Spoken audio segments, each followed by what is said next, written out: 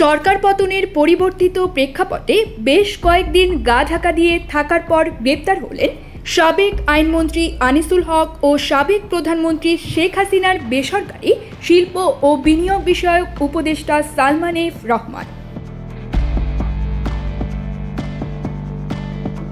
মঙ্গলবার ১৩ আগস্ট নৌপথে পালানোর সময় রাজধানীর সদরঘাট এলাকা থেকে এই দুজনকে গ্রেপ্তার করে পুলিশ। বিষয়টি নিশ্চিত করে ঢাকা মেট্রোপলিটন পুলিশের কমিশনার মাইনুল হাসান বলেন, নিউ মার্কেট থানায় করা একটি মামলায় তাদের গ্রেপ্তার করা হয়েছে। ডিএমপি সূত্রে জানা যায়, সালমান এফ রহমান ও আনিসুল হক পালানোর চেষ্টা করছেন। গোয়েন্দা সূত্রে এমন খবর পেয়ে রাজধানীর সদরঘাট এলাকায় অভিযানে যায় পুলিশের একটি দল। নিরাপদ রুট মনে করে এই দুই নেতা নৌপথে পালানোর চেষ্টা করেছিলেন। তখন সেখান থেকে তাদের গ্রেপ্তার করা হয়।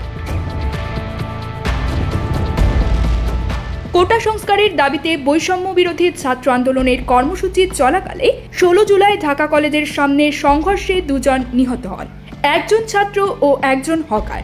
এই ঘটনায় নিউ মার্কেট থানায় দুটি হত্যা মামলা হয়েছে। এসব হত্যার ঘটনায় ইন্ধনদাতা হিসেবে এই দুজনকে গ্রেপ্তার করা হয়েছে। সালমান এফ রহমান এফবিসিসিআই এর সাবেক সভাপতি ও বেক্সিমকো গ্রুপের প্রতিষ্ঠাতাদের একজন। ২০১৮ সালের নির্বাচনে সালমান এফ রহমান ঢাকা ১ আসন থেকে নির্বাচন করে আওয়ামী লীগ থেকে সংসদ সদস্য হন। পরে তাকে নিজের বেসরকারি শিল্প ও বিনিয়োগ উপদেষ্টা পদে নিয়োগ দেন সাবেক প্রধানমন্ত্রী শেখ হাসিনা।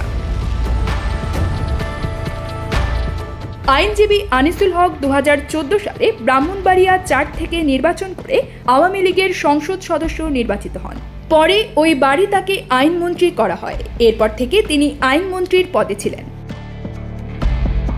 ছাত্র জনতার ব্যাপক আন্দোলনের মুখে গত ৫ আগস্ট প্রধানমন্ত্রীর পদ থেকে সরে দাঁড়িয়ে ভারতে চলে যান শেখ হাসিনা। এরপরই সরকারের অনেক মন্ত্রী, এমপি ও প্রভাবশালীরা গা ঢাকা দেন। তাদের কেউ কেউ দেশ ছাড়েন বলেও খবর পাওয়া গেছে। News desk, channel 16।